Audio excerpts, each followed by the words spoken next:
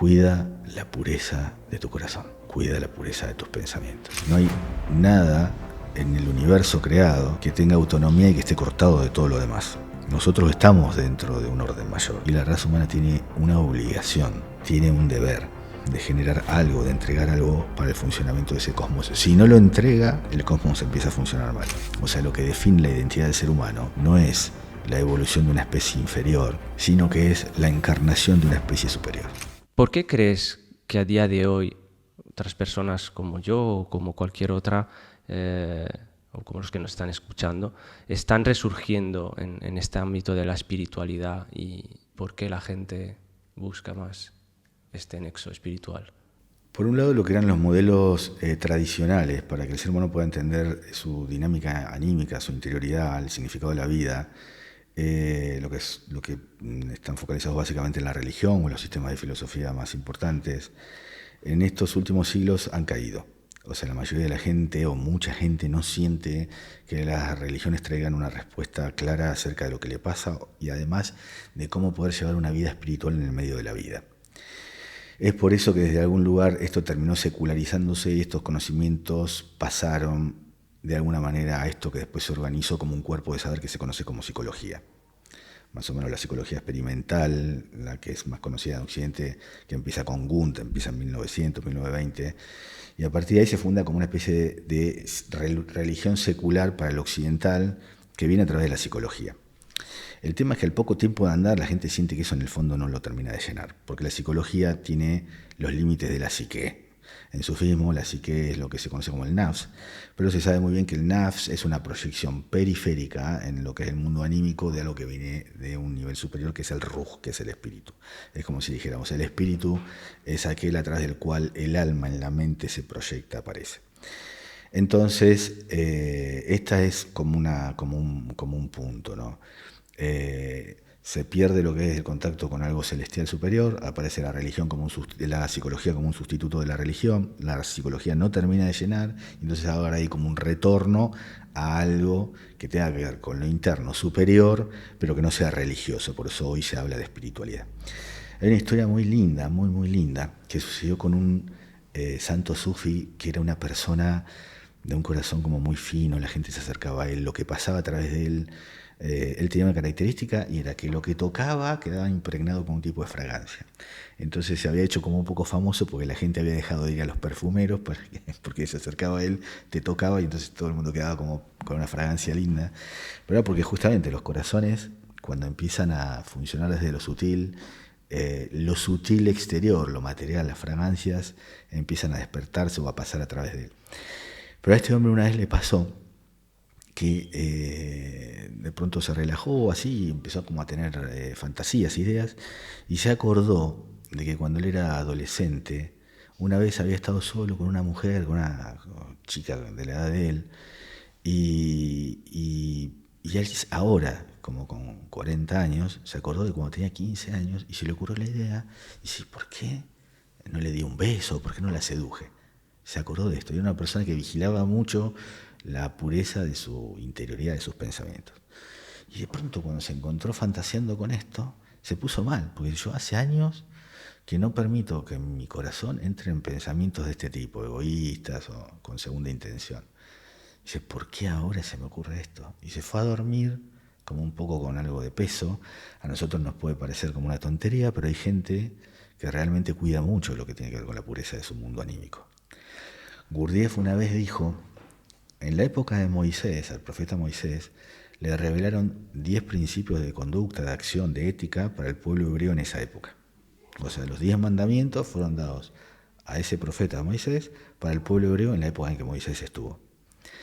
Pero existen 20 mandamientos dados para toda la humanidad en todos los tiempos. 20, universales, para toda época, para todo lugar, para todo pueblo. Y uno de esos mandamientos dice, cuida la pureza de tu corazón, cuida la pureza de tus pensamientos. Es un deber del que quiere manifestar lo más alto dentro de sí. Entonces, este hombre se fue a dormir y en el sueño se le presentó el profeta Muhammad, le pasa con él. Y el profeta Muhammad se le acercó como con mucho amor y le dijo, se llamaba Said, le dijo, Said, tranquilo. La razón por la cual tuviste ese pensamiento pesado, más denso, más intencional, no fue porque tú te hayas degradado, fue porque han pasado cada vez más años desde que yo dejé la tierra. Cada vez que un profeta viene, cada vez que hay una intervención directa, hay algo que baja y se instala en la tierra. Pero eso después, hay principios a través de los cuales esto se da, se empieza a degradar. Por eso la humanidad cada vez está yendo en una dirección mayor de desintegración. Hasta que vamos a llegar a un punto en el que haya otra intervención directa, que es lo que la mayoría de las tradiciones están esperando. Alguien que venga y restituya al ser humano a su condición natural y no tan desconectada técnica material en la que la mayoría de la humanidad ahora en este momento está sumida. Esto es un tema muy interesante, además lo quería abordar desde otra perspectiva en un momento y lo voy a retomar. Sin embargo, ya que hablamos de vuelta a ser intervenidos en cierto modo, es necesario que el ser humano esté guiado, no puede conducir su vida por sí mismo. Nuestra especie no puede ir adelante sin ayuda. De forma grupal es necesaria una intervención. Cuando Gurdjieff empieza a enseñar el tema del enneagrama, él primero lo presenta como un modelo a través del cual el cosmos, el universo se organiza, funciona. Y presenta lo que él denomina leyes sagradas, o sea, de un nivel alto, objetivo, superior, fundamentales. O sea, la estructura del cosmos y de todo lo que está dentro del cosmos funciona, está organizado en base a estas leyes. Y una de estas leyes, que es la tercera ley del símbolo, que se la conoce como la ley del desarrollo, la ley de 7, muestra que no hay nada en el universo creado que tenga autonomía y que esté cortado de todo lo demás. Nosotros estamos dentro de un orden mayor, o sea, uno diría, y bueno, el ser humano está dentro de un ecosistema que es la Tierra está dentro de un cosmos sistema que es el sistema planetario está dentro de un sistema mayor, y todo está vinculado entre sí. Nosotros nacemos y necesitamos a alguien que nos sostenga, porque si no moriríamos si nuestras madres no nos nutrieran a nivel físico o a nivel emocional, caeríamos en psicosis o nos moriríamos físicamente. Está todo está relacionado con lo demás. El tema fuerte para nosotros, para la humanidad, es que desde que se pierde la conexión con algo, con lo que son los poderes celestiales, y los que tienen esa conexión por diferentes razones pasan como a un segundo plano, se ocultan. Perdemos la perspectiva, o sea, sentimos que, y sí, el mundo humano debería poder gestionarse solo. Cuando se estudia el orden en el cual todo está relacionado, es una idea que no entra. Por ejemplo, la raza humana cumple una función dentro del funcionamiento del cosmos general, y la raza humana tiene una obligación, tiene un deber de generar algo, de entregar algo para el funcionamiento de ese cosmos. Si no lo entrega, el cosmos empieza a funcionar mal. Y ese cosmos, como es superior a nosotros, se nos impone. Por eso cuando la gente dice, sucedió un terremoto, cataclismos naturales o por diferentes fuentes, muertes masivas, no se lo puede explicar. Claro, no se lo puede explicar porque no entiende que hay un orden mayor y que si nosotros no contribuimos a ese orden mayor, de arriba aplican algo para generar eso que nosotros no pudimos generar de manera intencional, voluntaria, o con lo que tú mencionabas, como haciéndonos cargo de nosotros mismos y siendo responsables de nuestra condición.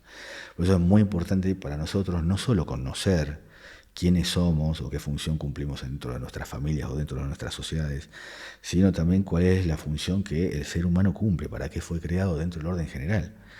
Por eso el sistema del enneagrama, por ejemplo, muchas veces se aplica al funcionamiento de los tipos de personalidad en una empresa o para el conocimiento de sí mismo. Pero Gurdjieff, la primera cosa que planteaba es decía, bueno, espera, era la gran pregunta que lo llevó a él a los grandes viajes que hizo y en sus búsquedas, era poder responder a la pregunta de para qué la humanidad fue creada. Él conocía teorías y doctrinas, sobre todo religiosas, de los diferentes órdenes de realidad que existen. y de los diferentes seres que hay en cada uno de estos niveles, pero decía, bueno, ahora me tocó humano, y yo tengo que saber para qué la humanidad fue creada. No es que nace por generación espontánea, o como lo que pueden ser las teorías evolucionistas o darwinistas, que venimos de células embrionarias y así, y aparece la especie animal, y después hay como un salto evolutivo y aparece la humana. No. El sistema del eneagrama es muy revelador en este punto, y la espiritualidad conectada, fuerte, consciente, es muy valiosa para entender que el ser humano no viene de abajo, el ser humano viene de arriba. O sea, lo que define la identidad del ser humano no es la evolución de una especie inferior, sino que es la encarnación de una especie superior. Hemos entrado de lleno en uno de los temas centrales de esta entrevista que quería traer para la audiencia, que era pues el enfoque del eneagrama. Sin embargo, antes de empezar, se me ha ocurrido esta pregunta. ¿Pero acaso es que hemos nacido sin un librillo de instrucciones? ¿Por qué somos la única especie que no es capaz, como puede ser un lobo, un mono o un pez, de saber instintivamente cuál es su camino? Un salmón sabe perfectamente que tiene que irse de ese río donde ha nacido, acaba en el océano, y volverá a ese río de nuevo para morir y dar vida otra vez. Y el ser humano es la única especie en este planeta que tiene que constantemente inventarse filosofías, tendencias, religiones, porque no encuentra su norte. ¿Por qué crees que es esto?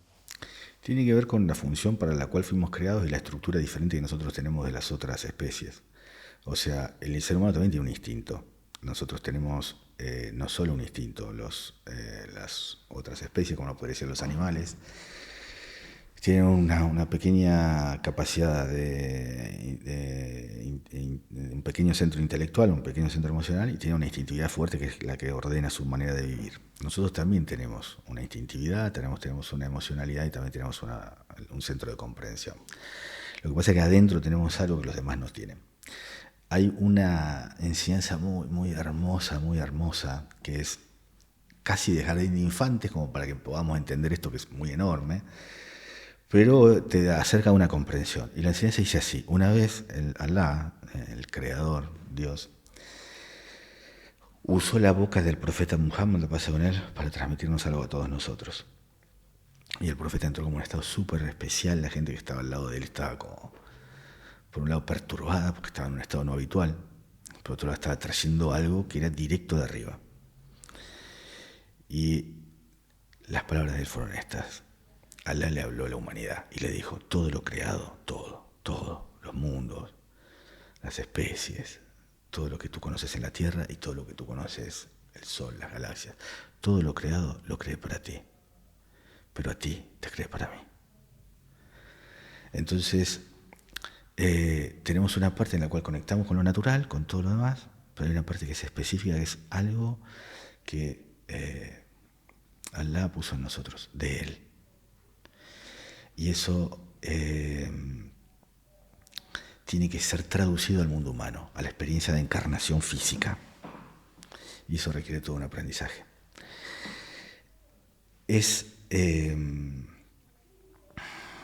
Si eso nos hubiera sido dado como escrito en nuestra interioridad, el fin para el cual nosotros fuimos puestos en la tierra no se podría cumplir. A nosotros lo que tiene que ver con la cualidad divina que encarnamos, en sufismo se conoce como atributo divino, es una parte de la esencia de Alá instalada en nuestro interior, dentro del corazón. Está puesto no desarrollado, no es que ya viene con el manual, viene en potencia.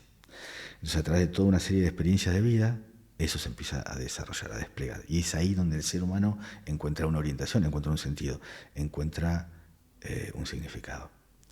Hay significados que tienen que ver con la vida, que uno entiende cuáles son las reglas de este mundo, pero hay significados que tienen que ver con algo trascendente.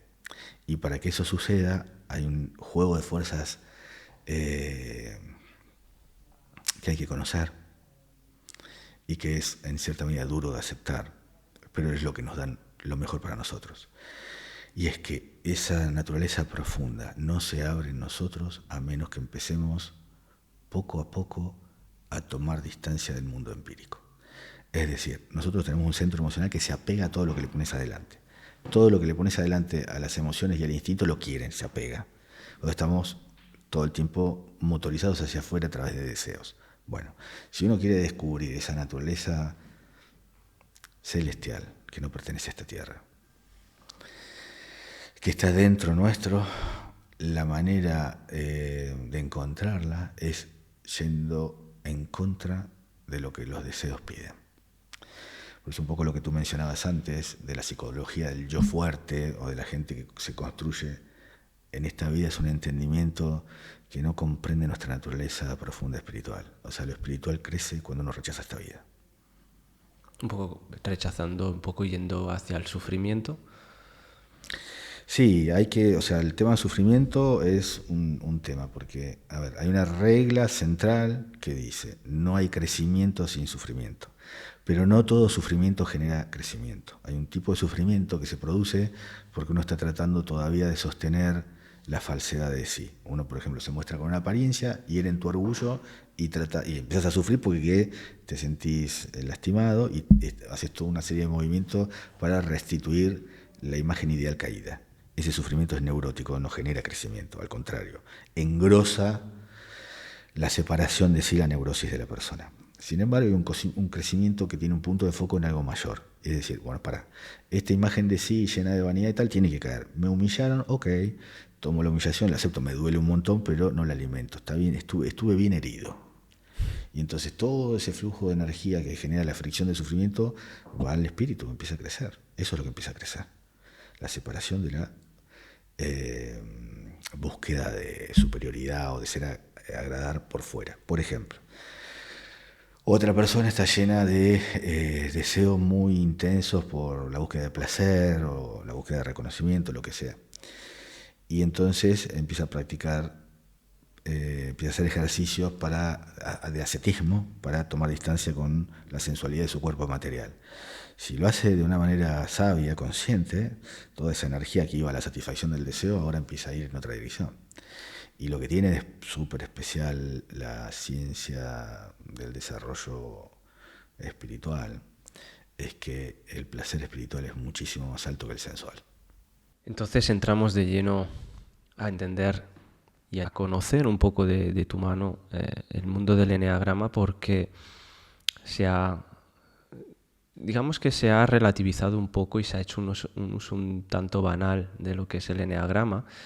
Me gusta un poco cómo lo sueles presentar y las diferencias que sueles hacer entre el eneagrama visto desde el mundo sufí, que es quien lo ha traído, y el mundo del eneagrama desde quienes lo han heredado en segundo plano, como han sido pues Óscar Ichazo y Claudio Naranjo, que son mayormente las personas que más han difundido el eneagrama, al menos en Occidente, y de los cuales se nutren quienes enseñan el eneagrama.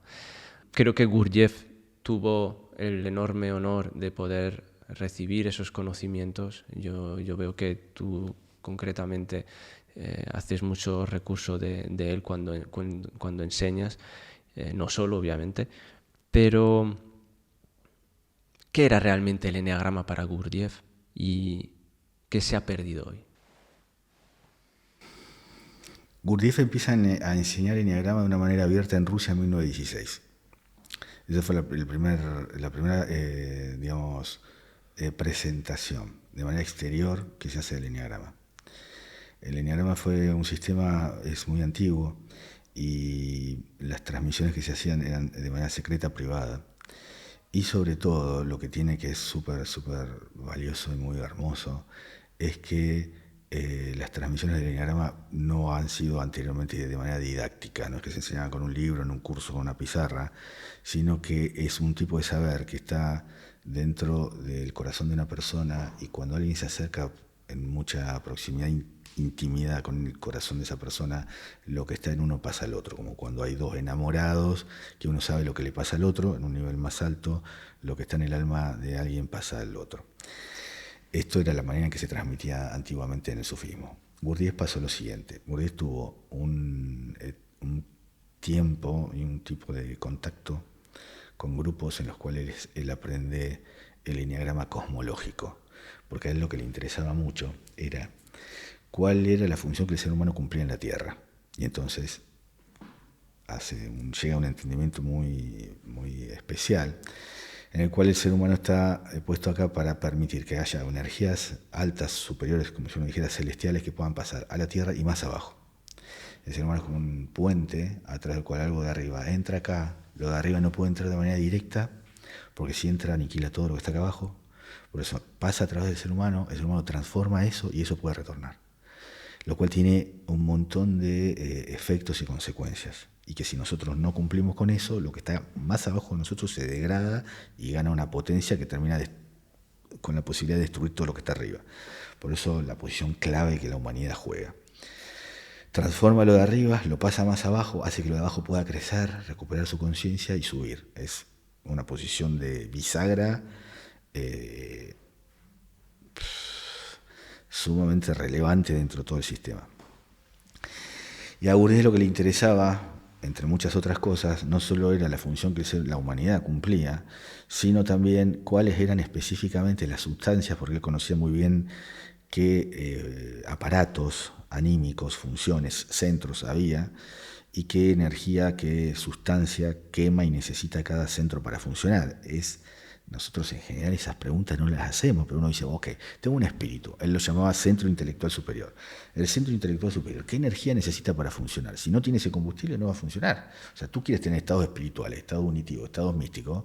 Y bueno, ¿cuál es la energía que necesita ese centro para funcionar? Si no la tiene, por más que tengas el motor adentro, no va a funcionar, no va a producir el estado. Entonces esta era una pregunta que Gurdjieff hacía. Él recurrió a ciertos grupos donde tenían una parte de este saber, y él este saber lo aprende. Y en un grupo aprende la conexión de todos estos saberes a través de la figura del eneagrama. Y es lo que él empieza a enseñar. Hasta que se entera que los maestros de la orden nuestra, que en el momento en que él vivía estaba Shai Sharafuddin Dagestani, en realidad también estaba antes su maestro, pero el maestro de Shai Sharafuddin falleció, Shai Sharafuddin Dagestani y Shai Abdullah Dagestani, que eran maestros que eran de Dagestán, estaban en Rusia también, cerca de Rusia, y se fueron a 1896, se fueron para Estambul, se fueron al lado de Estambul, a un lugar que se llama Rayadía. Y fue el lugar donde Gurdjieff fue a tomar el conocimiento, otra parte del conocimiento del eneagrama que sabía que está en nuestra orden, que no es el cosmológico, es el espiritual, es aquel en el cual se revela como la presencia divina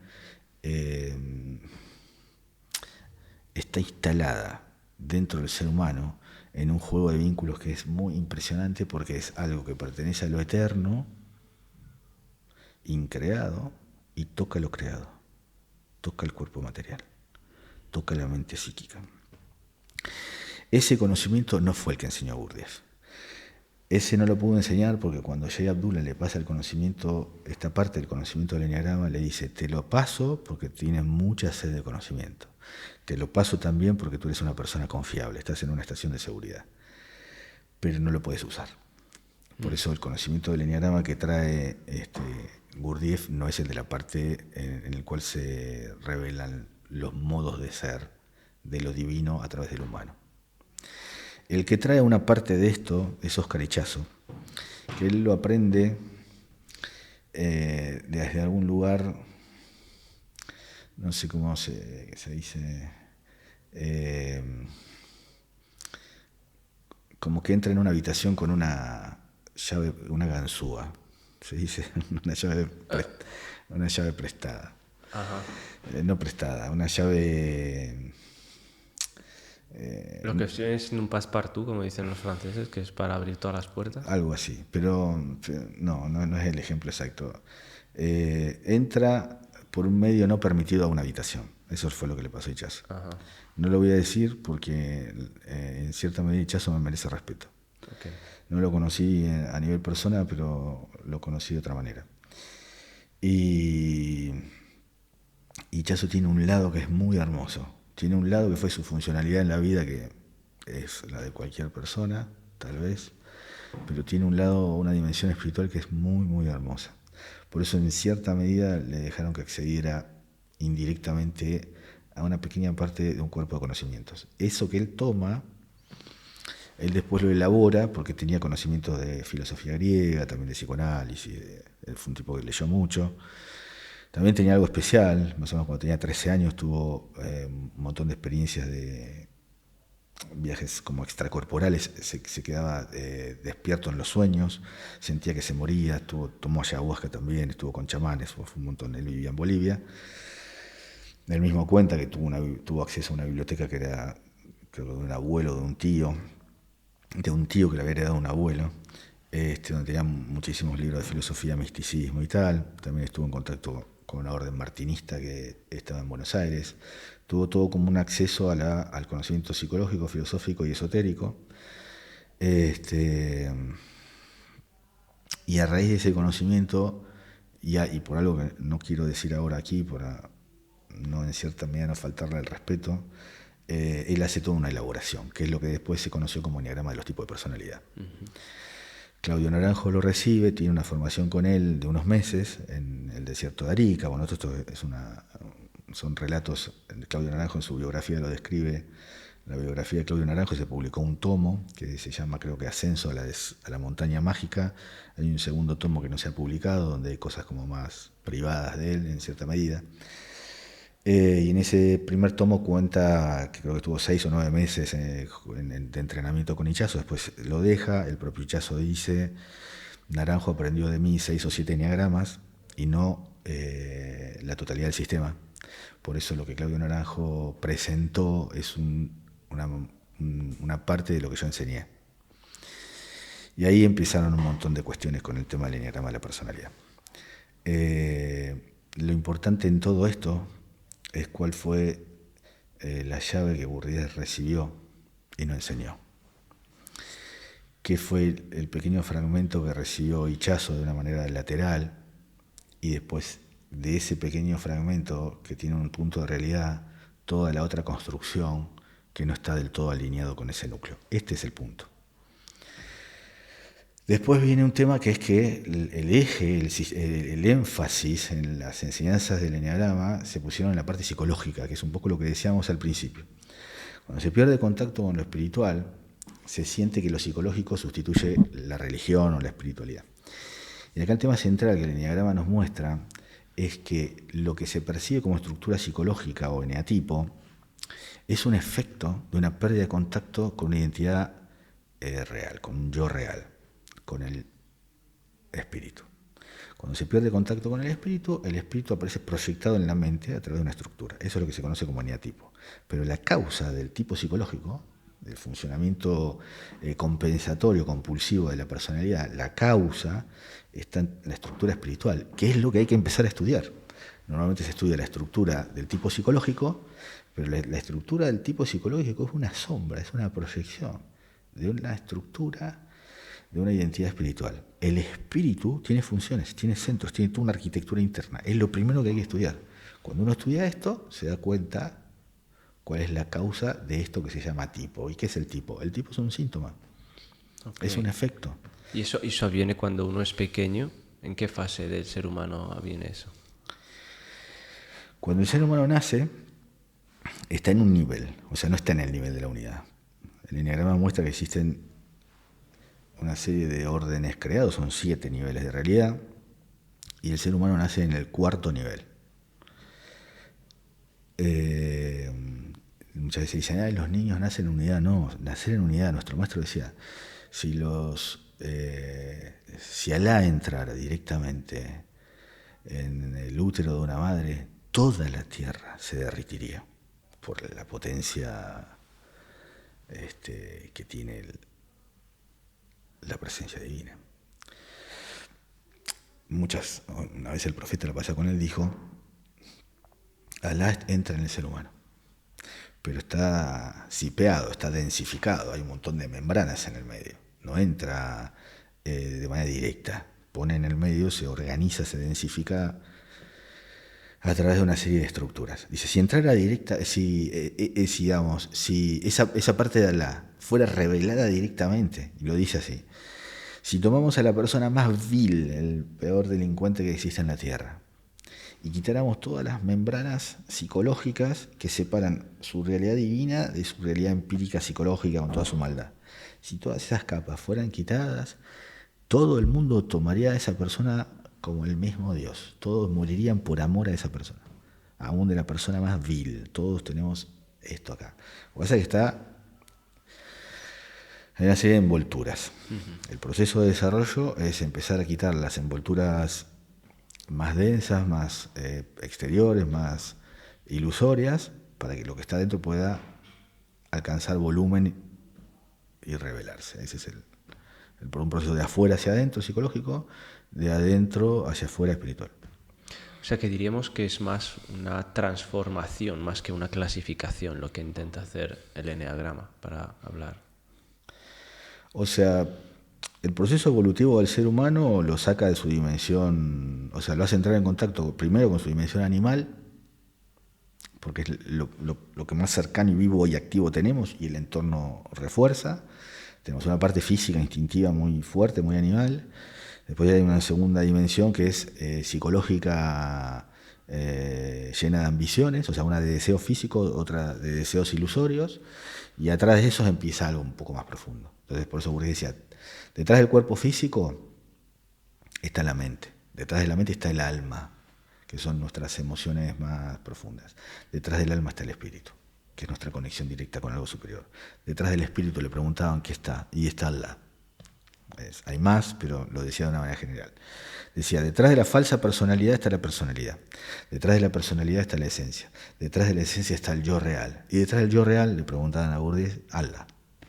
Pero hay algo también controvertido que decía Gurdjieff y que tú lo mencionas mucho y creo que se oye muy poco y porque se ha generalizado y se suele decir que no, es que eso está en tu alma, pero Gurdjieff decía, ningún ser humano tiene alma hasta que no la construye. ¿Podrías aclararnos a qué hacías referencia exactamente? Nosotros nacemos en contacto con nuestra condición espiritual, con nuestro espíritu. Al poco tiempo del nacimiento, concretamente a partir del día 40 del nacimiento, empezamos a perder esa conexión. Y cuando se empieza a perder la conexión con esa identidad, o sea, lo que uno siente que es, empieza a debilitar y uno ya empieza a caer en un estado de desorientación. Este núcleo de potencia, de poder, es lo que me define y ahora lo empiezo a perder y se debilita. Necesito generar una identidad supletoria, compensatoria, que ya no la puedo hacer en el espíritu porque perdí el contacto con él y la empiezo a hacer en la mente. Entonces nos encontramos con que hay un espíritu y una mente pegada al cuerpo, pero nos falta algo en el medio. Eso es lo que Bourdieu decía. ¿Qué es lo que está en el medio? El alma. Lo que la persona experimenta a nivel emocional profundo en relación a sí mismo y en relación a los demás. Dicho de una manera general, es eso, el alma. Entonces, ¿qué es lo que decía Bourdieu? Tu identidad espiritual la perdiste, quedaste identificado cuerpo y mente y no tenés alma. El alma hace de intermediario entre nuestro funcionamiento psicológico en la vida y nuestro funcionamiento espiritual para algo superior, para nuestra conexión con lo divino. Si no desarrollás esa bisagra, ese intermediario entre lo psicológico y lo espiritual, ¿qué es lo que sucede? O sea, el centro de gravedad del funcionamiento de una persona queda pegado al cuerpo y la mente. Y no tiene idea de esto otro. Si no hace ese puente, queda atrapado acá. ¿Qué sucede cuando la persona muere? Algunos dicen, como esto está tomado por lo involutivo, va hacia abajo. Otros dicen, si no está el alma, no puede salir de esto. Otros dicen que sí, que va a ser atraído igual y tal. Estos son teorías. Bourdieu lo plantea de una manera muy concreta. Dice, si no tenés este cuerpo intermedio, toda tu psique queda, todo tu funcionamiento anímico queda absorbido en la parte más externa. Si lo tenés, queda en este punto intermedio. Y el alma siente atracción por el espíritu. El alma no siente atracción por la materia. Si el alma empieza a tener algo de conexión por el espíritu, va hacia arriba. Si no hay alma, lo que uno siente que es, va hacia abajo. Eso es Gurdjieff.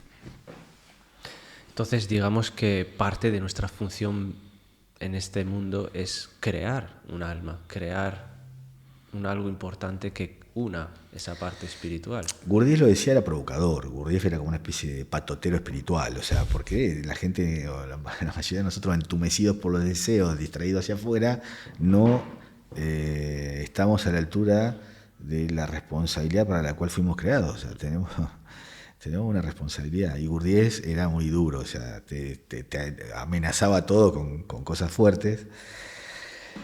Pero ¿qué es esto? ¿Qué sería crear el alma? Tener un desarrollo emocional útil, valioso hacia los demás. O sea, si uno dice alma es centro emocional superior, el centro emocional superior es el centro a través del cual uno siente compasión por los demás.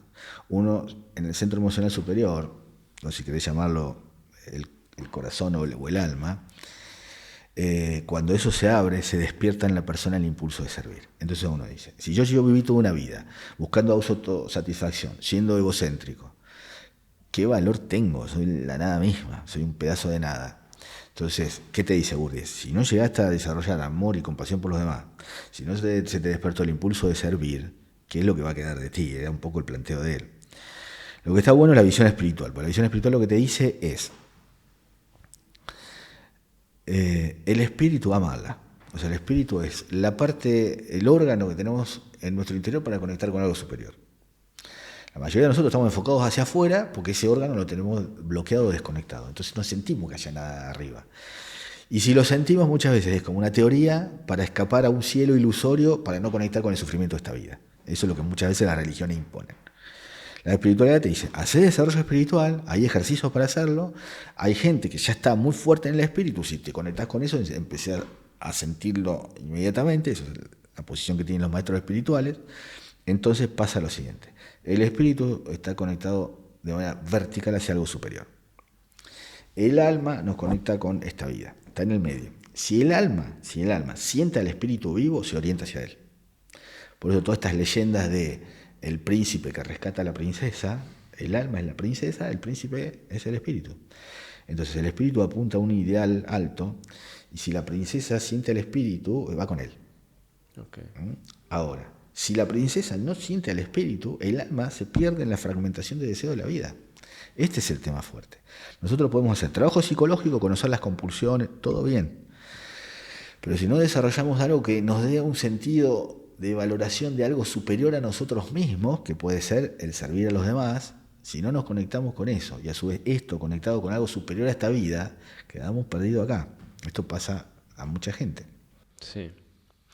Sobre todo porque al final hay muchas personas que llegan a obtener toda esa idealización que nos proyectamos de riqueza, de poder, de fama, pero al final los que lo consiguen se quedan vacíos. Y ahí es donde empieza ese camino espiritual. Sí, porque es para, o sea, se puede presentar el enneagrama, es muy revelador, pero básicamente cuando se pierde contacto con esa unidad de fondo se siente un vacío y después uno queda hacia afuera y trata de llenar el vacío con cosas exteriores, no lo llena. La satisfacción a través de la búsqueda de deseos exteriores no te da un estado de plenitud. El estado de plenitud te lo da la reconexión con tu condición natural, con tu estado, tu identidad profunda, espiritual. En esta parte de la entrevista hablemos de leyes universales. Me gustaría saber cómo aborda el sufismo y concretamente el enneagrama, ya que usa 3 leyes universales, concretamente la ley del 1, la ley del 3 y la ley del 7. Me gustaría saber, bueno, explícanos brevemente cuál es la introducción de cada ley y cuál es tu visión de cómo encajan con los demás conocimientos siempre en un ámbito pues, de ley universal, en otras corrientes. Gurdjieff enseñaba una cosa que era muy valiosa. Él decía, existe una ciencia antigua, y esa ciencia antigua se apoya sobre un principio. Y el principio sobre el cual se apoya es el principio de unidad, la unidad de todo lo existente, la unidad de todos los conocimientos. Y esa unidad aparece reflejada en la primera ley del enneagrama, del símbolo que está representada por el círculo. O sea, todo está en unidad. Esta formulación es enorme porque tiene involucra una cantidad de dimensiones y de aspectos que sería largo explicar, pero dicho de una manera simple, si uno lo quiere traducir al sufismo, el sufismo, si uno tiene como la puerta de entrada al sufismo, arriba en el dintel de la puerta dice la ilaha illallah, todo es Allah. Eso sería la ley del uno. Hay una historia, bueno, no es una historia, es algo que sucedió en la Edad Media en Europa. Hubo una especie de congreso de reunión de sabios que se reunieron para responder a las preguntas más nucleares de la existencia de la vida y compartieron saberes, como hacen los que se reúnen en los congresos, de una ponencia a otra, comparten una serie de saberes, a ver cómo está el estado de tal tema en el pensamiento, en este caso en aquellos que son los que traducen los conocimientos del ser, y se reunieron 24 sabios para tratar de responder una serie de preguntas, y una que era la muy importante, y es ¿qué es Dios? Y estos sabios fueron respondiendo, y el segundo que dio respuesta respondió en base a los principios de la ley del uno, que dice: Alá es la esfera infinita cuyo centro está en todas partes y no tiene periferia. Su centro está en todas partes y su periferia en ninguna parte. Esto fue recopilado en un libro que se llama el libro de los 24 filósofos. Está bueno aplicarlo a uno mismo, porque significa que nosotros tenemos un núcleo, o sea, que nos define, tenemos una esencia, tenemos una identidad, y después tenemos toda una serie de cualidades, funcionamientos, mecanismos periféricos. La esencia es lo real. Lo demás, la personalidad, el tipo, todo eso simula identidad, sin serla. Eso es ley del uno. La ley de tres, que aparece representada por un triángulo, es como algo del nivel de las esencias baja al mundo empírico. Y la ley de tres lo que te muestra es que para que algo de un nivel alto, del nivel espiritual, del nivel divino, pueda bajar a la tierra y funcionar, necesita la polaridad, necesita opuestos que lo reciban. Cuando hay la fuerza de una tendencia y la fuerza de otra tendencia que se oponen, esto genera como un campo, un incremento. Ese incremento permite que algo de un nivel mayor baje. Es como si tuviéramos solo un espermatozoide y otro espermatozoide, no pasaría nada. El espermatozoide canaliza, vehiculiza una fuerza activa, y el óvulo la de recepción. Y cuando se encuentran hay un incremento. Ese incremento es el que permite que algo de un nivel superior baje. Esto uno después lo puede aplicar al campo anímico, entender por qué tenemos divisiones adentro y cómo algo puede entrar de arriba para elevar, para purificar esos opuestos. Y después tener la tercera ley, que se la conoce como la ley de 7, que está buenísima, es muy importante entenderla, porque te habla de que todo está hecho en grados. O sea, muchas veces, esto lo decía Gurdjieff, le preguntaron una vez por el sistema de Kant, porque le dijeron, Kant tiene una enseñanza extraordinaria. Kant decía, mi mundo interior está ordenado en base a dos principios. Dice, por arriba, las estrellas, el mundo sideral, el mundo celestial. Dice, dentro la ley moral. O sea, el Dios superior y adentro el Dios ético. Ese era Kant. Entonces le preguntan a Gurdjieff qué le parecía el sistema de Kant. Y él dijo, es correcto, excepto por una cosa, le falta la ley de escala. O sea, no todos los seres humanos estamos en el mismo nivel. No todos los mundos están en el mismo nivel. O sea, la Tierra está en un nivel, el mundo empírico del ser humano está en un nivel, pero internamente cada uno puede estar en un nivel mayor o menor. O sea, hay gente, todos dentro de una misma habitación, unos adentro están viviendo un infierno y otros pueden estar en un estado de apertura de su corazón, de conexión con los demás, en felicidad. Estamos todos en el mismo mundo empírico, físico, pero en el mundo anímico hay gradación. Esto da para muchísimo, pero la ley de 7 lo que te muestra, una de las cosas que te muestra es que está todo hecho en estructuras de escalas, y también te muestra la dinámica, por eso se la conoce como la ley de desarrollo, la dinámica a través de la cual las etapas que atraviesa algo desde que empieza hasta que termina. Y aplicado al ser humano tiene algo muy, muy valioso, porque la ley de 7 lo que te enseña es que toda cosa fue creada para un fin. El ser humano nace en una condición y fue creado para alcanzar un grado de desarrollo superior. Ese es su destino. Todo ser humano fue creado para alcanzar su destino.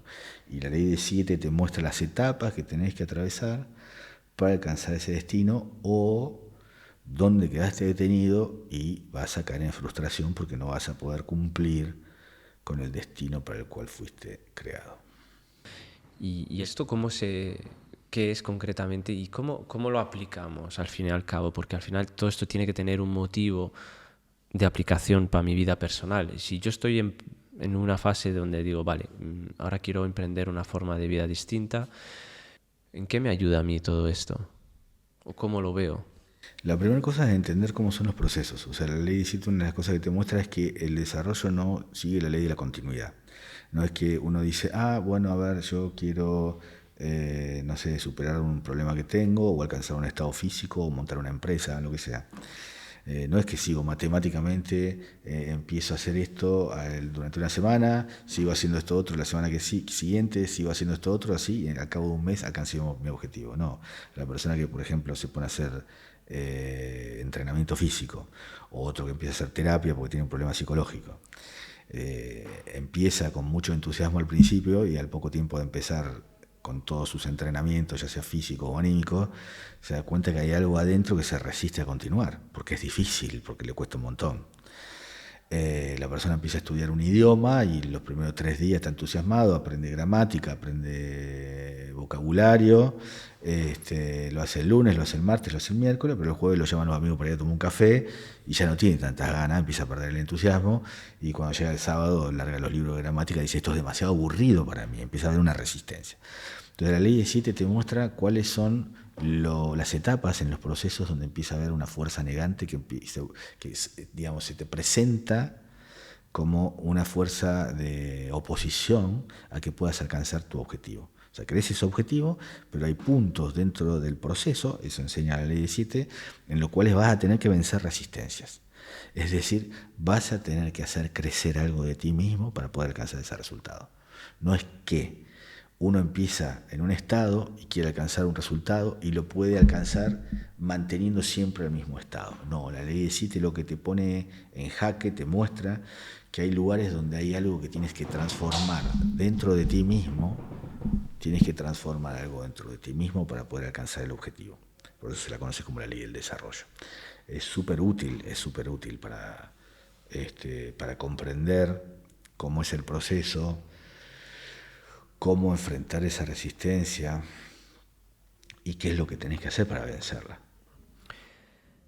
Pero la gente normalmente, por cómo ha sido enseñada, por lo que sabe de toda esta materia, se enfoca en los eneatipos y ahí se quedan, ¿no? Yo me denomino un 3, un 4, un 6 y ahí fluctúo y me quedo ahí, que es un poco la paradoja. ¿Qué centros corporales o bloqueos se activan según el tipo? Brevemente, ¿y cómo haces para saberlo? ¿Estás hablando de los tipos de personalidad? Sí, sí. Lo que pasa es que acá hay un tema que es particular y dentro de lo que es las teorías del enneagrama de la personalidad, digamos, es probablemente uno de los temas donde más fisura haya. Y es que cuando se estudia la parte corporal se estudia el tema de los instintos. La teoría de los instintos más difundida dentro del enneagrama de la personalidad es la que desarrolló Claudio Naranjo, donde dice que hay 3 subestilos instintivos en cada uno de los tipos de personalidad, según cuál sea el instinto de los 3 instintos de los cuales él habla, que predomine o que esté inhibido, sobredesarrollado, subdesarrollado y uno intermedio. Entonces Claudio Naranjo presenta una teoría que dice, nosotros tenemos a nivel corporal, un centro sexual, un social o un conservación, ¿sí? Entonces habla de que hay uno de estos que tiende a estar sobredesarrollado, otro infradesarrollado y uno que bascula en el medio. Esta es la teoría de Claudio Naranjo. Oscar Ichazo no habla de 3 instintos. Oscar Ichazo habla de 5 instintos. Lo cual, cuando uno se pone a estudiar la teoría de Ichazo, suma algo a la de Naranjo, pero a mi juicio introduce 2 funciones que no son instintivas, por lo menos desde el punto de vista del sufismo. En el sufismo se habla de 6 instintos, lo cual, pero da para mucho, esto no podríamos desarrollarlo ahora acá. Obviamente. Entonces, bueno, las prácticas concretas que uno ejerce, como mencionabas al inicio, es un poco tener una mente pura, intentar crear esa sustancia que mencionabas en tu curso, como esos 10 litros de sustancia que tiene que generar la humanidad para para que todo esto funcione, ¿no? Para que nosotros como vector, como filtro, como antena, no sé un poco cómo denominarnos, podamos hacer nuestra función, y cada individuo tiene una tarea personal que, más allá de el eneatipo o el filtro que haya elegido cuando se ha separado de su esencia, haga. ¿Cuáles son las cosas cotidianas que un individuo que no es religioso, que está en su casa, que tendría que empezar a hacer, a tu juicio? Sufismo es transformar lo que uno siente que es. Y la transformación de sí, recordemos un poco lo que habíamos dicho, tenemos una identidad espiritual de la cual perdimos contacto y generamos una identidad ilusoria compensatoria. Entonces, todo lo que es nuestra energía anímica que está puesta en sostener nuestra identidad idealizada, toda esa energía tiene que ser retirada de ahí, puesta en el lugar donde está nuestra identidad real. Ese es el desplazamiento. El tema es que, como uno siente que es esta identidad idealizada, y la identidad idealizada se apoya sobre un eje, el eje de la identidad idealizada es un falso sentido de superioridad. Entonces, la persona tiene que aprender a valorarse por un estado inferior al de la idealización, que cuesta muchísimo. Eso genera un sufrimiento. Ese sufrimiento libera un tipo de energía. Y esa energía es el combustible de los centros superiores. Es el combustible del centro emocional superior y es el combustible del centro intelectual superior. Es el combustible del alma, es el combustible del espíritu. Esto es lo que hay que entender. Más allá de qué manera esa energía que va hacia la parte más profunda nuestra después sirve para un orden mayor. De entrada, es lo que decía Bourdieu, si querés que tu intelecto más alto, el que te permite comprender las realidades superiores, y que tus emociones más profundas, en las cuales no guías todo por tu egocentrismo, sino que estás en una posición de ayudar a los demás. Si querés que esos dos centros funcionen, tenés que darle la energía a través de la cual esos centros, esos cuerpos funcionan. Y esa energía se genera cuando uno empieza a renunciar a la ambición por lo material, a preferirse a uno mismo por los demás. Estoy enojado con alguien, me agarra como un ataque de ego o un ataque de ira, digo, no, retengo, ¿no? Ahí, en psicología se estudia. Hay como dos maneras de gestionar la energía emocional. Una es expresión. Estoy enojado, largo la bocanada de fuego. Otra es represión. No la contengo. Expresión o represión. Bueno, hay una tercera que enseñaba Bourdieu y lo que se enseña en espiritualidad, que es digestión. Freud diría, no lo expresás, reprimís. Y eso queda en el inconsciente y después te vuelve en contra. Aparece con síntomas o con otro tipo de cosas. O en Gestalt, por ejemplo, se dice expresá, pero lo que se ve en espiritualidad es que cuando expresás, hay una parte donde la tensión anímica descomprime, pero reforzás el sentido de valor del yo ideal. Porque si a una persona a mí me humilla, más allá de que yo tenga derechos a poner límites o lo que sea, lo que está sufriendo es esa identidad ilusoria. Si yo la defiendo, ya sea mandando al diablo al otro, lo que sea, la estoy reforzando. La espiritualidad lo que te enseña es, te dice, bueno, conocelo y empezás a separarte, dejá de alimentarla. ¿Te humillaron? Fíjate lo que haces. Hay niveles, podés ponerle un freno, todo. Nadie dice tenemos que ser maltratados. Pero hay una parte donde tú sabes que la parte que está siendo lastimada es ilusoria en ti, porque tú te sientes superior al otro. Tú la viste, eres más claro, eres más bueno, eres más fuerte, lo que sea. Eso tiene que caer. Cuando eso cae, empieza a despertar lo demás. Ahora, ¿qué pasa? ¿A dónde va a parar toda esa energía cuando uno no está cediendo al impulso de satisfacción inmediata o de violencia de respuesta? ¿A dónde va? Ese es el tema. Si uno está consciente, sosteniendo, tratando de mantener la conexión con uno mismo, y no cediendo al impulso de sostener ese ego ofendido, esa energía es absorbida por lo que es ese cuerpo más interno, o el alma, o el espíritu. Así se da el desarrollo interior. O sea, que es como un efecto positivo el hacer ese aguante, en cierto modo, porque retroalimenta la parte que tiene que desarrollarse. Es un ejercicio muy positivo para nosotros. Siempre y cuando hay que ver cómo se hace, porque hay gente que pasa y se sostiene y adentro oculta un sentido de superioridad. Mira, yo soy mayor que tú, el ego espiritual, yo soy mayor que tú. Porque hay un ego camuflado. Sí, no estoy respondiendo, entonces ahí hay que tener cuidado. Pero, ¿qué pasa? Si la persona a nivel espiritual está tratando de desarrollar las cualidades, por ejemplo, de su sentido natural de valor, que es la humildad, no va a reforzar eso. Porque en el momento que aparece el impulso de yo soy superior a ti, retira la atención de ahí. Deja de alimentarlo. Por eso Gurdjieff hablaba de no expresión de las emociones negativas. Decía no expresión, lo cual no significa represión. Es que esto es complicado y muchas personas no lo van a entender. Entonces, ¿cómo asimilas? Porque claro, si uno cada vez que viene ofendido o viene atacado, imagínate a alguien que sufre bulismo o cualquier cosa, pero tiene esa rabia dentro que de algún lado tiene que ir, si no me voy a crear un cáncer de alguna manera. Por eso hay que ver cada caso. Si tenés una persona que es muy inhibida, al principio conviene que exprese. Si una persona que está todo el tiempo largando la bocanada de fuego, primero tiene que entender por qué lo hace. ¿Desde dónde viene el impulso? Si lo logra entender, porque es un falso sentido de superioridad, porque se considera con derecho a... Entonces es ahí donde primero tiene que tratar de desarrollar la virtud de la humildad y desde esa posición realiza el proceso. Ahora, todo lo que tiene que ver con el desarrollo de cualidades espirituales, las podés aprender si las ves vivas en alguien. Porque todo lo que es la educación del centro emocional superior, las emociones se educan a través del ejemplo, tenés que ver a alguien, por eso es importante un guía, alguien que encarne las cualidades que tú quieres desarrollar. Si no, es todo teoría. Esto es un lado, ojo, estamos hablando de la expresión de la ira, pero por ahí tenés la queja. Hay gente que está todo el tiempo con la válvula de que se queja por todo. Eso es lo que Gurdjieff decía, no, pará, no expreses eso. Estás reforzando, en este caso, el falso sentido de superioridad. ¿Cuál es? Y la vida a mí me debe algo. O sea, tendría que tratarme de una manera diferente. Es fascinante porque te da completamente una nueva perspectiva de cómo...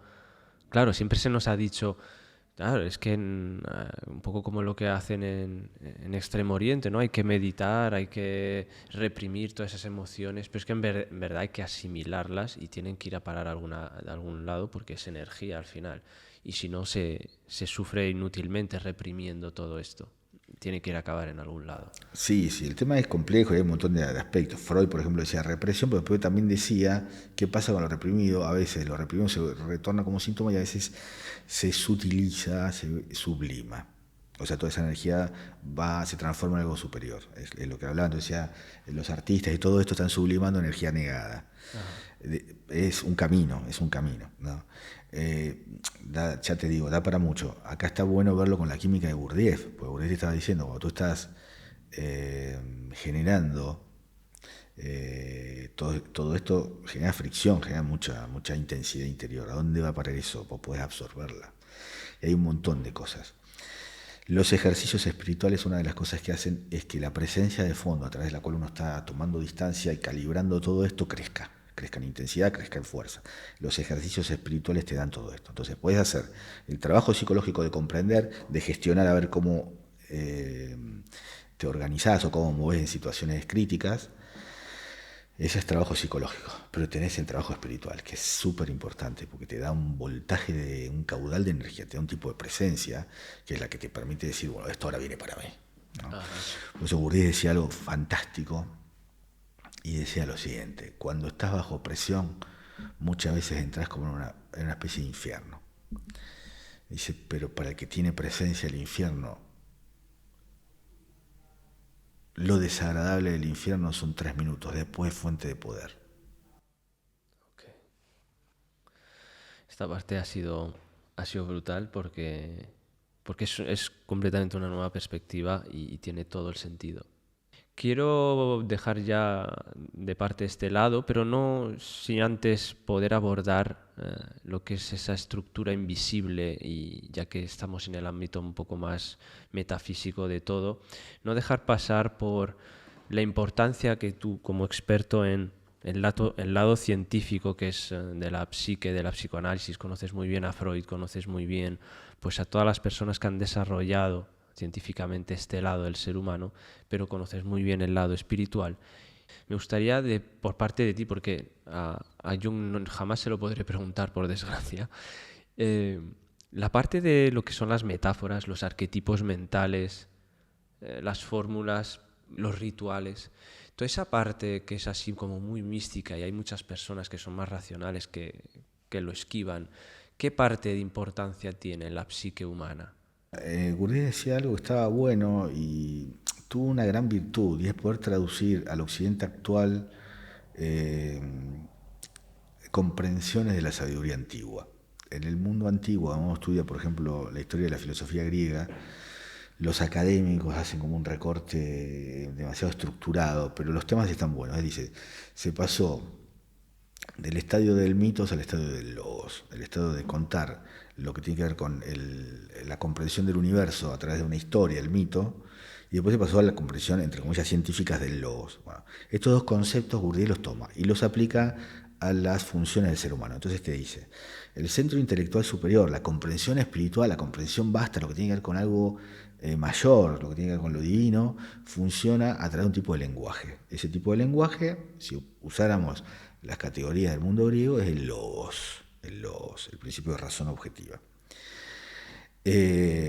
Junto con el logos está la síntesis de todo ese saber, que es el símbolo.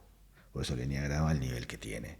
Por eso muchas veces decimos, ¿cómo define la gente el eneagrama? ¿Sistema de clasificación de los tipos de personalidad? No, eso es una aplicación muy concreta a una manifestación de la psique. El eneagrama es un símbolo sagrado. Es la matriz matemático-geométrica del ser divino. Entonces ahí tenemos cuál es el lenguaje que utiliza el centro intelectual superior, el centro de la transconsciencia. Ahora, eso por ahí nos queda ahí, en un punto que es un poco alto. Vamos a algo más inmediato, que siempre lo necesitamos como de bisagra o de escalón, desde lo psíquico hacia lo espiritual. Y ahí está el centro emocional superior. El lenguaje del centro emocional superior no es el logos, tampoco es el símbolo. Es lo que los griegos presentaban como el mito. Y el mito, dicho de una manera muy sencilla, son historias, son relatos que nos llamen a un sentido de superación, que nos llamen a buscar algo más allá de la vida empírica, inmediata, material, sino que nos llamen a un impulso de buscar lo más profundo, lo más trascendente, lo más valioso, lo que nos hace hermosos a los seres humanos. Entonces ahí aparecen los mitos. El tema de lo que tú mencionas de Jung es particular porque Jung tuvo dos dimensiones interesantes. Más allá del formateo posterior que le hace Hillman, lo de Jung está bueno tomarlo como en su vida personal. En la época que Jung vivía, había un maestro hindú muy hermoso, que la gente que sigue la Advaita Vedanta lo sigue mucho, que fue Ramana Maharshi. Y Ramana Maharshi era un místico, un conectado, muy especial. Y en la época que Jung vivía, con todas las comprensiones profundas que él había tenido de las fuerzas que son operativas dentro del alma humana, que después le pone el tema de la calificación de arquetipo, él a nivel personal siente atracción por ir a conocer a uno que encarnara, porque lo de Jung en parte es vivencial. Ahora hace poco se publicó. Jung tiene como dos grandes obras. Una obra que es en todo lo que es el conocimiento interior mitológico, sí, espiritual, que es el famoso libro rojo, pero hace poco publicaron los libros negros, que es donde Jung presenta los ejercicios que él hacía. Ajá. Entonces ahí hay otra historia interesante. Pero lo que quiero decir es lo siguiente. Parte de lo de Jung es porque él lo vivió, pero parte es especulación, ¿sí? Y lo que él vivió llegó hasta un punto, porque el guía que él tuvo, que en los libros lo presenta como Filomeno, le faltó el guía vivo, el que está afuera. Y ese, el que estaba en la época de él, que a él le atraía mucho, sobre todo porque él, en la época que practicaba, estaba en el Círculo de Urano, estaba en contacto con Zimmer, que le presentaba quién era Ramana Maharshi, quiso ir a conocerlo. Y le pasó lo que le pasa muchas veces a la gente intelectual. El intelectual puede tener profundidad. Freud fue un caso, Jung fue otro caso, gente muy profunda a nivel intelectual, pero después cuando tienen que enfrentar lo que es la transformación de sí, se quedan detenidos. Él, no me acuerdo exactamente cómo es el relato, pero la cuestión es que él estaba en Zúrich, lo quiso ir a ver a Ramana Maharshi, que vivía en el monte Arunachala, estaba en India, y saca el pasaje, llega a Delhi y se vuelve. No lo puede ir a ver. Dicen que tuvo malestar estomacal, no sé qué, Sí. pero no lo fue a ver. O sea, Se quedó ahí. Ramana Maharshi enseñaba a través del silencio. Imagínate con la erudición a nivel mente, palabras, esquemas. Él, digamos, se enfrentó con tener que abandonar su teoría. Ah. Esto es drástico y dramático, ¿verdad? Una obra que ocupa una vida y de repente darse cuenta que a lo mejor no ha servido para nada. No fue el único, o sea, el famoso caso de Santo Tomás de Aquino. O sea, Santo Tomás de Aquino tiene la Suma Teológica, que creo que son 24 tomos, ¿no? Es una obra de una erudición lógica formidable, es todo razonamientos silogísticos, toda una cosa, una construcción teórica muy... Hay que ver si te gusta, pero es formidable la presentación. Tuvo una experiencia, después de haber escrito toda la Suma Teológica, tuvo una experiencia de contacto con el espíritu que creo que no sé si duró más de 10 segundos. Terminó eso y dijo, todo esto que escribí lo voy a quemar. No lo dejaron. Entonces, al final, ¿qué ocurre con el alma cuando no hay un lenguaje simbólico, no hay un rito ni pasaje? Que nos pasa como a Jung o como a Kant, que nos quedamos en lo mental y no hay un pasaje, como dices tú en tus simposios, en tus cursos, que hay una barrera que el símbolo, que el eneagrama nos enseña y no pasamos. ¿Es algo así? Mira, no es tan difícil. O sea, los caminos conectados tienen prácticas simples. Y las prácticas simples, como están conectadas, o sea, como están vivas, como hay algo que de arriba que pasa a través de nosotros, te empieza a hacer funcionar todo lo que normalmente está inhibido. Por eso hay una cosa que es sumamente importante. La mayoría de nosotros estamos como en niveles donde lo superior no puede entrar tan directamente. Esto es muy pesado. Por eso necesitas a alguien en el medio que te haga esa conexión. Esa es la función que cumplen los maestros.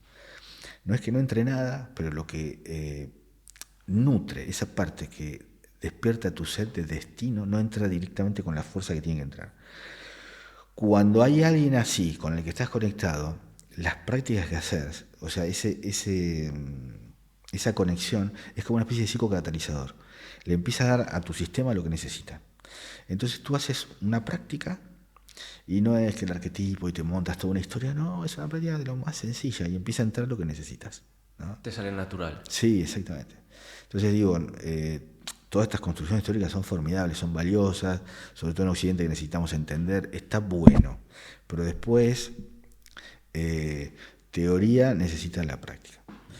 Y todo esto es como en el triángulo del eneagrama. Por un lado necesitas el mapa, necesitas la comprensión, necesitas conocer los niveles, esto está bueno, tener una idea. Después necesitas el método. O sea, necesitas la práctica diaria y tal. Estas dos cosas son importantes. El grupo, el método, el mapa, esto es importante. Pero después necesitas el guía. Porque uno tiene una visión muy ingenua. ¿Qué es Dios? ¿Y qué es el espíritu? ¿Qué sabemos de eso? Necesitamos a alguien que haya explorado esto, tenga la experiencia directa y te ayude a alcanzar, te ayude a tramitar las dificultades. Esto como si uno quiere ir al Everest. Tenés la mula, tenés tu mochila, tus cosas, tenés el mapa o tenés un GPS, está bien. Pero si no tenés un Sherpa, o sea, uno que esté acostumbrado a subir y bajar todos los días, ¿y qué te va a pasar? O sea, no vas a llegar, o sea, o te vas a lastimar, o no te va a ir del todo bien. Son dimensiones desconocidas a través de lo que uno siente que es. Y lo que uno siente que es, uno necesita controlarlo, porque si uno entra en dimensiones de uno mismo que uno no controla, aparecen muchos miedos. Entonces, ese proceso tiene su punto delicado, requiere un conocimiento, requiere un tiempo, porque involucra mucho el desarrollo emocional, y sobre todo necesita de un guía, porque se te rompe una rueda en un coche y la arreglás, pero falseaste un mecanismo adentro y no está fácil conseguir un repuesto. Esto me lleva de forma automática a tener que preguntarte sobre una serie de personajes muy notorios, como eran Krishnamurti y Lao Tse, y ellos opinaban que pues, la verdad es un territorio sin caminos, o que el sabio no enseña con palabras. Obviamente esto no lo decían cualquiera. ¿Qué opinión te merece esto? Tiene que ver con niveles.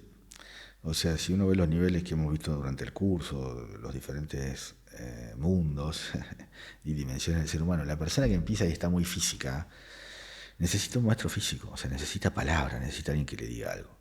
Mientras más profundo vas, menos palabras. O sea, ya simplemente la presencia de un maestro te alcanza. Simplemente ver cómo... a mí me pasó con Jay Nassim, por ejemplo, el maestro que tuve casi por 30 años, que era muy, muy extraordinario. Al principio yo iba con muchas preguntas. Él nos recibía cada vez que lo íbamos a ver, interactuábamos, había un montón de cosas que pasaban, pero antes de irnos nos recibía. Y yo me acuerdo que me iba con listas de preguntas, a veces preguntaba, a veces no, pero llegó un momento que ya iba con las preguntas y no tenía nada que preguntar. O sea, él era la respuesta. ¿Qué? O sea, alguien que tiene mucha profundidad hace que toda esa...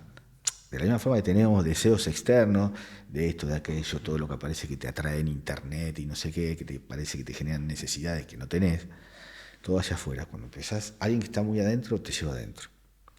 Y adentro el ritmo es otro. Afuera es rápido, adentro es mucho más lento. El pensamiento afuera, tiene ansiedad.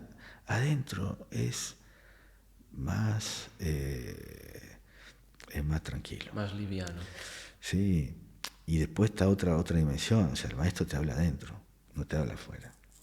No hace falta que te hable afuera. En determinadas etapas, ¿eh? En determinadas etapas o en determinados momentos, que después por ahí te salís de ese momento, pero hay momentos donde el maestro te habla directamente adentro.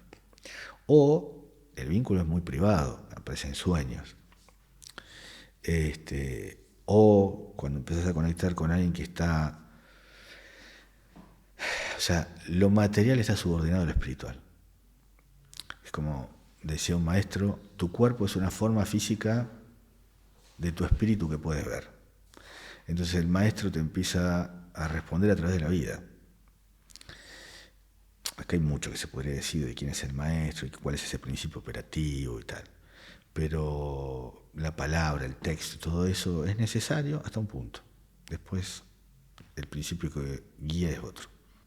Por lo tanto, son filtros y dependiendo de cada caso, obviamente, esa es tu respuesta. Mira, Ramana Maharshi justamente era muy silencioso, no tiene nada escrito, lo que está escrito son discípulos que han... pero él enseñaba por el silencio. Pero claro, el silencio era porque entrabas en el campo en el cual él estaba y la mente se quietaba. Acuérdate, el alma cuando va a la mente o al cuerpo se pierde, pero cuando el alma está en contacto con el espíritu está tranquilísima, no está agitada. Entonces cuando estás con alguien que tiene mucho centro, no necesitas nada. Mira, Jay Nassim tenía un discípulo que falleció hace un tiempo, que era un turco, que era un personaje, porque era un tipo gordo, tenía un solo diente. Y era muy hermoso, o sea, se dedicaba a tareas de caridad, era muy extraordinario. Y a Jay Nassim le gustaba mucho tenerlo cerca, hacía muchas bromas con él. Muchas bromas. Y una vez me acuerdo que estaba este hombre que se llamaba Hachi Mestam, estaba en la puerta de la casa del Sheikh. Como estaba así, ya estaba mayor y estaba gordo, así le pusieron una silla y se sentó ahí. Y este hombre tenía un poder, y era que tenía la capacidad de entrar en el sueño de la gente. Entonces, como había algunos que sabían que este tenía esta facultad, se acercaban y le decían, anoche soñé tal cosa, pero no entiendo qué pasó, y aparte no me acuerdo de todo el sueño. Entonces él cerraba los ojos y le empezaba a relatar toda la parte del sueño que el otro no recordaba. ¿En serio? Sí, una vez pasó con una persona que dice, sí, no me acuerdo del sueño, y Hachi Mestán le empezó a contar una parte del sueño que era terrible, dijo, no, está bien. Pero bueno, la cuestión es que venían, y él jugaba mucho, hacía muchas pruebas también, ponía pruebas a la gente, era especial. Pero bueno, la cuestión es que venían y le preguntaban, y yo me senté al lado de él. Y me ha pasado en otros viajes, bueno, me viene el recuerdo de gente muy hermosa, de santos, gente rural, viste, que decís, esto, todo está acá, viste, Bueno, la cuestión es que me quedé al lado y pasaba la gente, esto, lo otro, y tal, todos preguntaban y él decía no sé qué. Y en un momento me mira y me dice, ¿y tú qué quieres? Y yo le dije, lo único que quiero es estar cerca de ti. Sí, a veces creo que lo complicamos mucho y es ahí donde todo se bloquea, ¿no? Pues como decías antes, en Occidente tenemos que entender para poder avanzar. No me gustaría irme de esta entrevista sin poder hablar de qué conexiones ves con tu fe que ves en las demás. Después de tanto estudio, seguro que has detectado conexiones y cosas que al final dices, esto debe ser una verdad, porque lo toca todo el mundo. Mira, una vez cuando Gurdjieff fue a aprender el conocimiento del enneagrama a nuestra orden, el que estaba a cargo de nuestra orden era Jay Sharafuddin de Dagestán. Él muere en Rusia, en Rayadía, en una aldea chiquitita que se llama Yaloa, y él era muy especial, era muy hermoso. Cuando él nace en una familia nace en una familia de gente muy pura, nace en Dagestán, en la zona donde ellos nacían se lo conocía como Tierra de Santos, porque su tío era santo, él era santo, su sobrino, que fue después heredero en el linaje de nuestra orden, fue santo. Eran muy únicos, ¿viste? Y Sharafuddin, cuando tenía 7 años, tenía, como todos los niños en esa zona que era del Cáucaso, de mucha nieve, frío, tenía un trabajo. Y los niños en ese entonces, el trabajo que tenían, 7, 10 años, 12, era buscar ramas, leña para los hogares, las cocinas. Eso era que los hombres salían a trabajar y los niños buscaban leña. Y en ese entonces, él ya con 7 años estaba recibiendo entrenamiento espiritual de un maestro espiritual, de un liberado, de uno de los altos, que se llamaba Abu Muhammad al-Madani, que era su tío. La cuestión es que el papá de Jay Sharafuddin lo dejaba al hijo para que buscaba la leña, se iba a trabajar. A la noche volvía, querían calefaccionarse o cocinar y tal. Y cuando le decía, hijo, ¿qué conseguiste de leña? Y eran pequeñas ramitas, hojitas, era nada, no servía como leña. Y el padre lo amaba y sabía que por otro lado era recontra inteligente. Y decía, ¿por qué no puede juntar la leña? ¿Viste? No lo puede entender. Y fue así, pasó el tiempo, hasta que en un momento una noche llega muy cansado, no había leña, tuvo que ir a buscarla como lo hacía siempre, pero esta vez se cansó. Y entonces lo fue a ver a su maestro, que se llamaba Abu Muhammad al-Madani. Y entonces le dijo, pará, tú eres el maestro de mi hijo, o sea, lo estás entrenando para que alcance lo mayor de sí mismo, que su mayor potencial, y no puede cumplir una tarea que todos los otros chicos cumplen, traen árboles, ramas, y no trae nada. Y el maestro le dijo, tenés razón, tú tienes razón. Dice, pero te voy a pedir un favor, esta pregunta que tú me estás haciendo a mí, hácela a él. Para cualquier cosa pregúntame a mí, pero esto pregúntaselo a él. Así que el padre fue, piensa, ¿no?, la pureza que tenía Sharafuddin en ese entonces, que el padre no se animaba a preguntarle esto tan simple, así que lo agarró y le dijo, hijo, ven, te quiero preguntar, tus amigos todos traen leña, tal, tú traes hojas, sabes que esto no sirve. No sirve para calefaccionar, para generar brasa, no sirve. Y Sharafuddin, el pequeño, 7 años, le dijo, papi, ¿cómo pretendes que corte la rama de un árbol que yo siento que cada una de sus hojas dice Allah? Wow. Y él fue el que respondió la pregunta que tú estás haciendo. Jay Sharafuddin un día dijo, yo exploré todas las tradiciones, todos los libros, y todos coinciden en una sola cosa.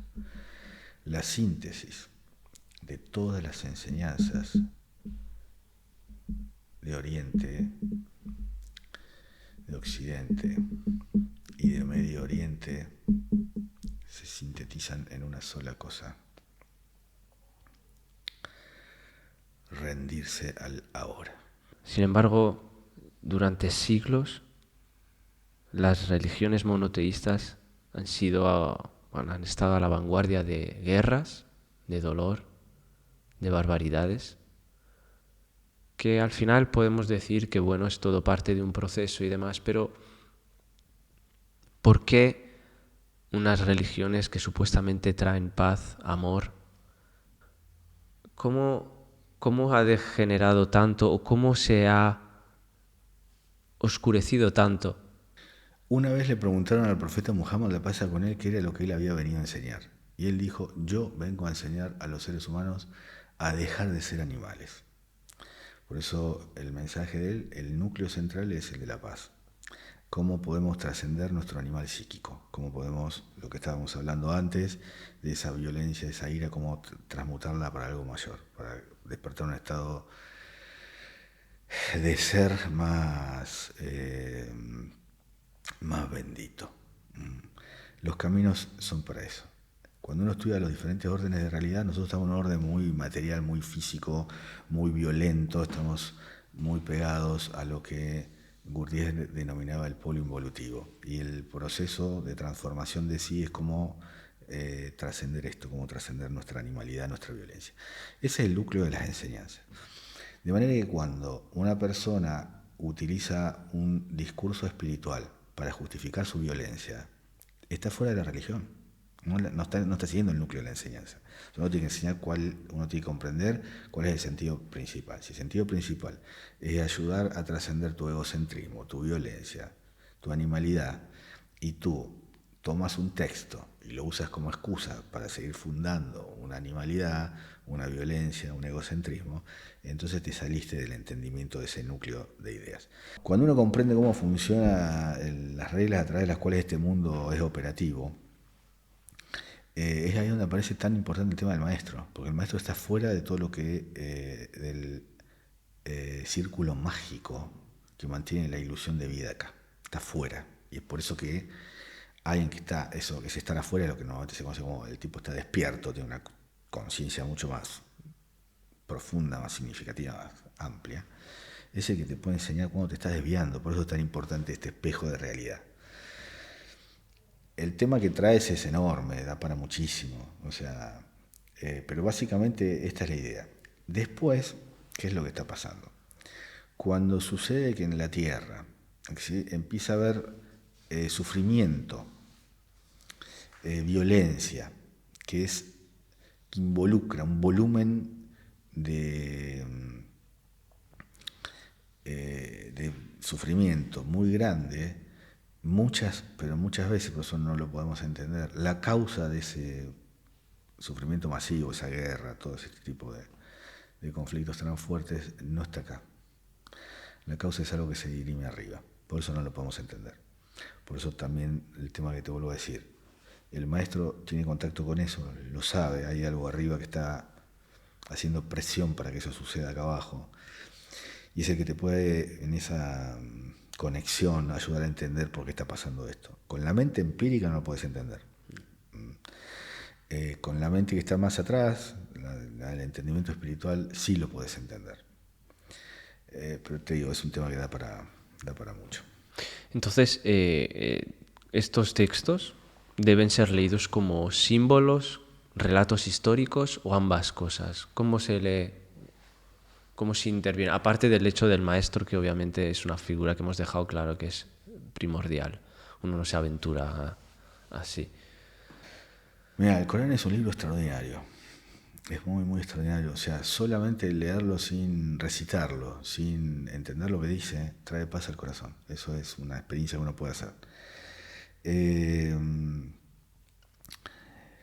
Hay gente, ya te digo, que cada palabra tiene un montón de sentidos. O sea, cuando lo usás con la mente empírica, tiene un montón de sentidos. Son polisémicas, con lo cual podrías interpretar muchas cosas. Pero cuando lo usás con la mente del espíritu, con esta que hablábamos, la simbólica, la fuerte, tiene cada letra, no cada palabra, cada letra tiene 24.000 significados. Entonces, tiene que haber alguien que te pueda traducir eso para no llegar a comprensiones equivocadas. Eso digo como una idea general. El Corán es tan enorme que hay momentos donde cuando Alá se le presenta al ser humano no se le presenta en el mismo nivel. Hay momentos donde está en un estado como muy arriba, hay momentos donde está en un nivel como más del humano. Y eso está, por ejemplo, tomás un capítulo que tiene 7 líneas y en una línea te habla en un estado que está muy arriba, en la línea te está hablando en un estado medio, en la otra línea te habla en un estado en el cual está en el paraíso, en otra línea te está hablando a través de la voz, la boca de un profeta. Entonces no es la gente que pueda opinar acerca de los sentidos del Corán tiene que tener mucho nivel. Y cuando ves todos aquellos que toman el Corán y dicen los infieles y de ahí pretenden tomar justificaciones para cometer violencia, te das cuenta que esa gente que está por debajo, ¿no? Nosotros, por ejemplo, con el tema del trato de las mujeres, nuestro maestro decía, o sea, primero que uno lo veía cómo funcionaba con su esposa. Él decía, yo uso mi turbante de la puerta de la casa para afuera. Dice, porque cuando salgo hacia afuera, yo soy rey para mí mismo. Cuando entro a mi casa, yo me quito el turbante, porque la reina es mi mujer. Ella es la que manda acá. Y veías el trato. Yo me acuerdo, mira, ayer fueron, creo que 20 años más o menos de que falleció la esposa de él. Yo estaba cuando él falleció. Estuve en el momento que falleció y estuve un montón de veces en la casa de él que me recibía, junto con otros discípulos, y estábamos en la casa de él, arriba, que tenía como un hall, y el dormitorio de él, y la mujer estaba enferma. Yo me acuerdo del amor, o sea, estaba hablando con nosotros, y cuando subía él, cortaba, se acercaba a ayudarla a esa a entrar al dormitorio.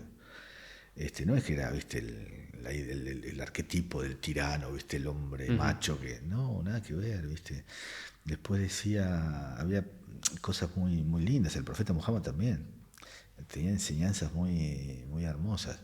Lo que pasa es que todo eso en general no se enseña, y lo que se promociona o se difunde o genera como más escándalo son actos de gente violenta que usan la religión como excusa para justificar su violencia. Eso es lo que hay que comprender. La religión te da lo mejor del ser humano, o sea, te permite tener una experiencia de tu humanidad en estado de servicio, y te permite tener una experiencia de tu divinidad en estado de rendición.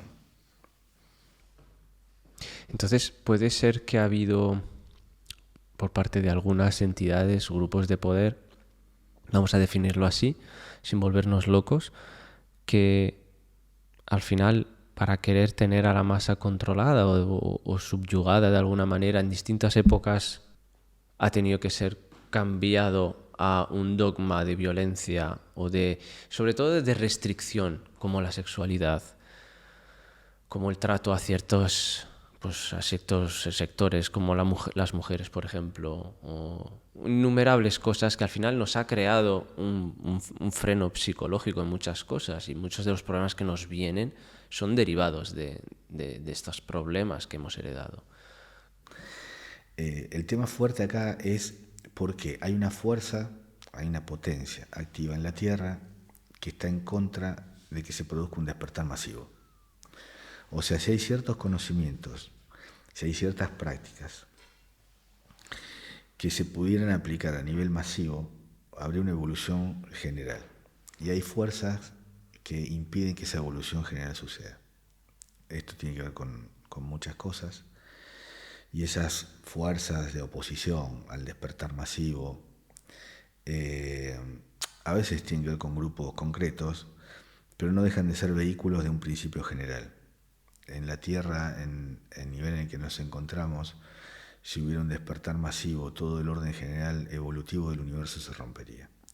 Por eso el orden, el principio a través del cual se producen ciertos grados de desarrollo dentro de la humanidad, no es general, es especial, no es de cantidad, es de calidad. ¿Pero es un filtro hecho aposta para evitar que todo este equilibrio se rompa? En parte sí. O sea que si las cosas fluyesen de manera natural, se rompería el equilibrio. Espera, hay que ver qué es lo que consideras de manera natural. Pero lo que te digo es... Me refiero a los textos, los conocimientos que nos llegan y que nos dejarían evolucionar de forma espiritual, un poco como lo que buscamos todos, ¿verdad? si esto ocurriese de forma masiva, que todo el mundo hiciese esa vía natural, trascendental, se rompería el equilibrio entonces. Sí, si fuera masivo, sí. Si fuera masivo, sí. O Esto es sea, enorme. ¿cómo? Esto es muy fuerte. Sí, pero tiene que ver justamente con lo que te dije antes. ¿Cuál es el principio común a todas las tradiciones? Rendirte a la hora.